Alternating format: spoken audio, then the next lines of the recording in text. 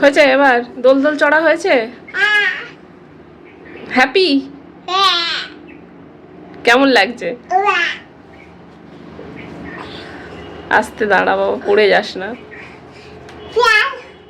হ্যাঁ কি কি কেমন লাগছে বলো দোল দোলে চড়ে? তুই তো একটু আগে বাংলায় বলছিলি, এখন আবার কি হয়ে গেল? কি ভাষায় কথা বলছিস? ব্যাস হয়ে গেছে, এবার বিদেশি ভূত ধরেছে। কি? হ্যাঁ হ্যাঁ হ্যাঁ, ওই বকতে থাক, আমি বুঝতে পারবো না কিচ্ছু কি বলছিস।